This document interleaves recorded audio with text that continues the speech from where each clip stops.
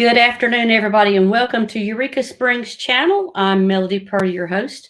And this afternoon, I wanted to bring together candidates here for the Eureka Springs City Council.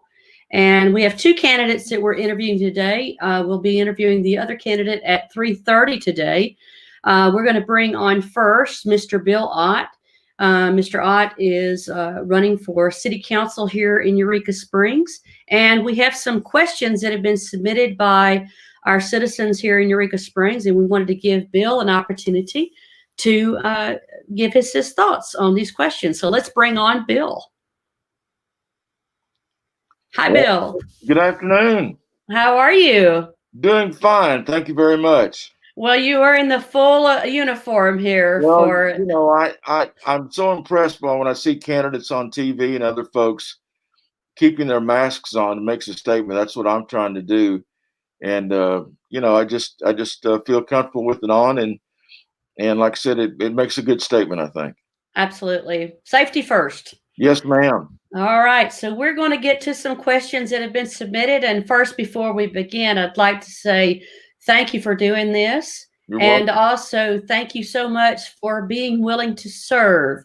I have extended my gratitude to all the folks that are running for council positions. It's not an easy decision to make to serve the public. It's a hard job sometimes and a lot of things to negate, but we appreciate you being willing to serve. Thank you so much. Thank you. I appreciate you saying that. So let's get to our first question. One of the there's people that have asked this question in particular, several people have asked this. Are there any ordinances that are currently on our books for the city of Eureka Springs that you think need to be adjusted, or they're outdated, or is there anything that comes to mind that you've noticed that we might need to take a look at in 2021? Well, Melody, the situation is, and I got interviewed by one of the local newspapers, and I told them the same thing. One of the things that bothered me when I was on the council, I was on the Eureka Springs City Council in the 2003-2004 session. And one of the things that bothered me was the council members that came to the table with preconceived notions, or I want to do this because of this. My whole thing is I'm going to the table without any preconceived notions, without any agenda. When something comes up to the council table, I will do my best to investigate with my fellow council members the pros and the cons of that issue, open it up for discussion, and then make a wise decision in my part, what I feel is best for the city of Eureka Springs, for our citizens, and also for our visitors. Thank you. So also wanted to know, Bill, is how do you plan, what's going to be your approach in how to involve the local residents in the decision making for what you bring to the council or what you pay attention to? How will you do that?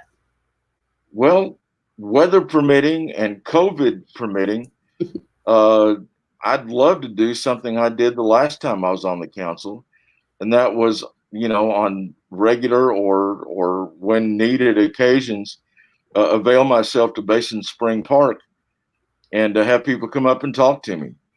I think there's nothing better than a citizen being able to look at a council member right in the eyes and say, this is a concern to me, or the issue that's coming before the council is this, that, or the other, and this is how I feel about it, and give me their input.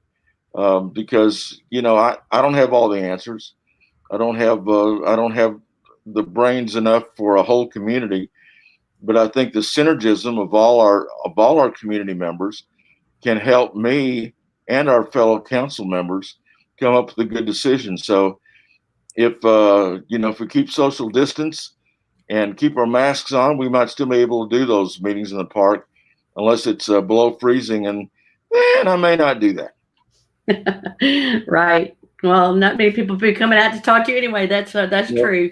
Well, a lot of people are very concerned here locally that we've had some people express their concern. They believe that we have an affordable housing issue in Eureka Springs. And what do you think, first of all, what do you think about that? Or do you have any views on that? And also, what can the city council do to assist that particular issue? Well, as far as the affordable housing thing goes, I've worked in the hospitality industry here in Eureka Springs for the last 20 years. Today, by the way, is my first day of retirement. Yay! I'm now at what they say unemployed. Oh, And congratulations! Congratulations! thank you. So far, day one's going okay. This is kind of great being with you on the first day. But as far as affordable housing go, I know that I've been exposed to a lot of frontline employees in the industry, and a lot of those people live in Berryville and Green Forest and Golden and Eagle Rock and other places because they cannot afford the rent for living here in Eureka Springs. So they have to travel those distances. Uh, you know, I would love to see us be able to have affordable housing, but it's got to meet all the guidelines and of the historic district and places like that, or even if it's just on the outside of the city, let them be nice and livable. Because I don't think we don't want to build affordable housing just to have it be a roof, four walls, and a door. It needs to be nice so the people will feel good about themselves living there, and obviously, as the words go, it stays affordable. But that I think would help a lot of our frontline employees in the industry, since the hospitality industry is our only industry here in Eureka Springs. Okay, thank you. And it's sort of on that same line of thinking as far as economic development. What can our city council do to help support growth, in particular in regards to property taxes, sales taxes, business regulations, and such? What are your thoughts on that? Well, I think that anybody that wants to bring a business or a clean industry into Eureka Springs should have all the benefits they can to get started. Now, if that means uh, lower taxes or tax forgiveness for a certain amount of time, I would be willing to take a look at that again if it comes up and it comes to the council table. I'd be glad to take a look at that. I'm not going to throw out a blanket, well, here's what we ought to do, without knowing what the circumstances are. But I think the council can bring in other people and have an air of cooperation and an air of acceptance for those people, those entrepreneurs that want to come in and bring in a new business or a new industry into our town, as long as it's green. One of the things that I love about this town is our environment. I mean, there's nothing nicer than look around and know you're right in the middle of the hills and hollers of the Ozarks, and Right. the air's clean. The water we drink is clean, and it's so nice to have that. And I think that's one of the draws of our community for those people who are traveling, for those people who are looking for a vacation spot, for a getaway, since we are the extraordinary escape for thousands of people every year. So, I just want us to be able to uh, keep our environment the way it is, but also I think we need to be very helpful to those people who might want to come into town. That's true.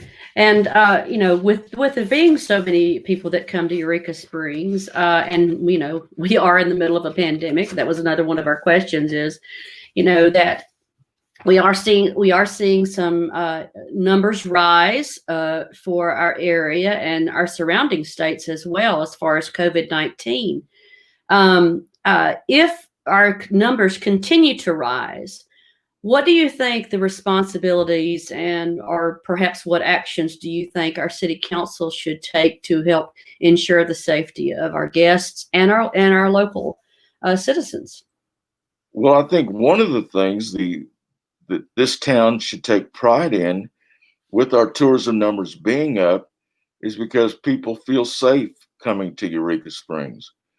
We've got so many businesses, hotels, motels, restaurants, stores, retail, who have taken this COVID thing very seriously and have tried to make it very, very safe for those people who come to our community, who stay with us, who dine with us, who shop with us. And I think the word has gotten out that Eureka Springs has taken it seriously.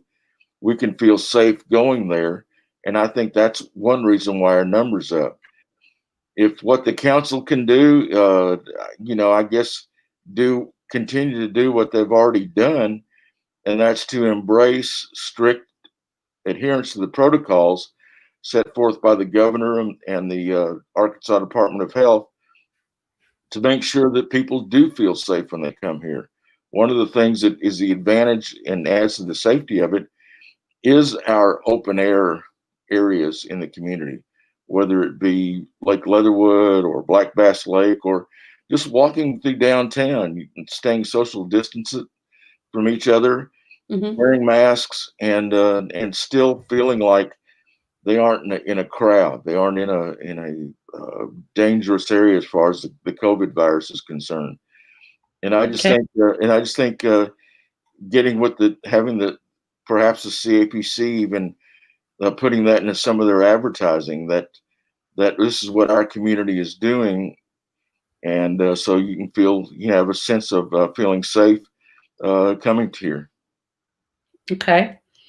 Well, that's another thing that I think is that our voters are voting on right now, is addressing some of the outdoor spaces. In particular, there's a support and not non-support for the entertainment district, which I believe is on the ballot, is it not? For the citizens of Eureka Springs. So, in regards to the entertainment district, how do you see that? What's your position on that, Bill? Well, I think the entertainment district has been structured, at least in the referendum that's on the ballot, to be both good for the visitor and good for the people here. It's a restricted area. They've got frameworks in there that make it more of entertain. I've heard people say you're going to turn it to another Bourbon Street. No, that's not what I've read in the ordinance. That's not what I've heard talking to the people who have put that in. I think that's a misnomer. I think that's perhaps something that's been put out there that I see is not the case. I think what it does is it gives you the ability to have a festival, so to speak, in the downtown area with the freedoms of the whole area being in that festival district. I almost like to call it a festival district more than I do an entertainment district, to give it that atmosphere. That's one of the things when I first came here that Eureka Springs was known for its festivals. And it was hard to let people know that we're a festival 7 days a week, 52 weeks out of the year, because we do have a lot going on. And I think that festival atmosphere being allowed in the downtown area is another draw to bring people here. And with that, our tourists, we're not going to be as good of community financially, and it's sure won't be as much fun if we miss that opportunity. So I think that people need to take a good hard look, ask the questions that need to be asked, and if it comes to the council table, I hope and I will work to have a full, clear discussion on what it will do, what it won't do, and then either build in or take out anything that needs to be done to make the locals feel, like this is good for us and this is good for our visitors. Again, supporting our only industry, and that of tourism. Okay, thank you. And so, like I said at the beginning, we appreciate your willingness to serve, and Could you tell a little bit of what your experience, you've said, you've served before on the city council. Could you explain to the viewers today, and perhaps those that will hopefully be watching this on replay, what unique qualities and preparations are you making if you are elected for a city council, Bill? Well, as I mentioned, I moved here in 2000, and I ran for the city council in 2002, was elected, and served 2003 and 2004. The reason I did not run for reelection was as I mentioned earlier, and that was it seemed like the other city council members at the table were very dogged about their preconceived notions and their personal agendas, which unfortunately I couldn't break through to have them try to come together for some kind of compromise or even seeing the other side of issues. When I realized that I was not going to be able to break through that iron wall, that's when I said I'm not doing anything good, because my history as a leader in both the Hot Springs community and here in Eureka has been to bring together people, to find consensus, to find things we can agree on, and give a little, take a little, and come up with a plan or a project or an idea that works well for everyone. So that's my city council background. One of the things I did on the council, I do want to mention is that I think the council needs to be as proactive as we are reactive. One of the things that I did when I was on the council the last time was I had other like-minded people who wanted to see our future planned out for Eureka Springs, and we came together with a vision and action task force report that showed what we wanted to see Eureka Springs do in the next 5 and 10 years. I'd love to, and I would work hard. And that's, if I have anything I want to do on this council, that'll start up January 1 of 2021, is to get back to that, to get back to being proactive, to get back to what do we need to do in this community, not just sit there at council meetings and react to things that might come up. I'd love to see us move forward with a good plan, work that plan, and make Eureka Springs the best community it can be, even better than it is now. Other leadership things that I've done in this community, I've been president of the Rotary Club. I've been president of Eureka Springs Chamber of Commerce. I was president of the board of directors for ECHO, Eureka Christian Health Outreach, our free medical clinic for those people who live in the area that can't afford medical care or don't have insurance. I've been on the mayor's tourism task force at the chamber. I headed up the legislative liaison committee, which made sure that every 2 years we had a Eureka Springs delegation go down to Little Rock and have a luncheon for all the members of the state legislature to let them know that Eureka Springs exists, who we are, since people do things for people reasons, and then to give them our top 3 needs or wants that they could help us with during each legislative session. There have been several other things that I've done since I've been here, but it's always been, what can we do for the betterment of this community? What can we do for the betterment of our one industry, and that being tourism? Well, you certainly have given a lot to our community over the years, and we wish you the best of luck. And again, I left 2 things out.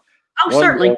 One was, and this is not as much leadership as it is just me, but I was very proud to be voted in or elected or chosen as the first king of Eureka Springs Mardi Gras.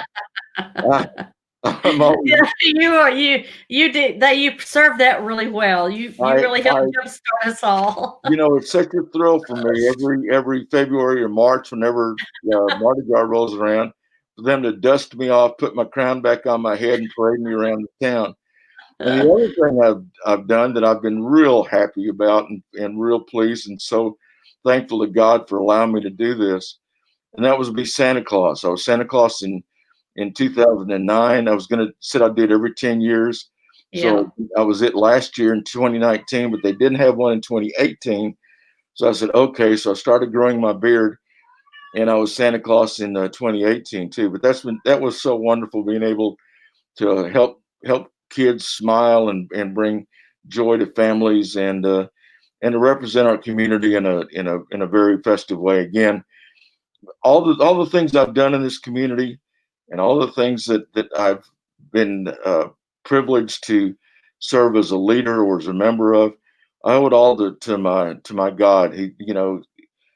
It's His grace and His love and His kindness that have directed me in that. And that's the same reason I'm running for the city council. People say, why are you running?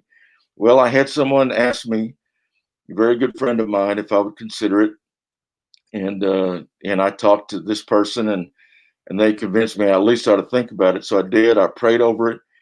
I asked God's will to be done, and I felt as if He was saying, "Go ahead and run." And as far as securing the position at the city council table, that's in God's hands too.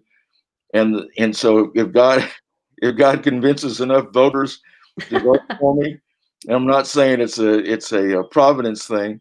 Yeah. But if I win, I'm going to cherish being able to serve this community. If for some reason I lose it by one vote, then I feel that's God's will too. But that's the way I live my life, and I'm just real happy that God has taken care of me. Well, thank you, Bill. Appreciate that. And if you happen to be watching, and you do have if you have any questions for Bill, we do have 2 or 3 people here watching it live, and we do have a lot of people that are going to watch this on replay. If you do have a question for Bill, he'll be watching this thread for a few days. So if you do have a question for Bill in particular, just write your question in the comments below, and we'll make sure that Bill has an opportunity to answer your questions.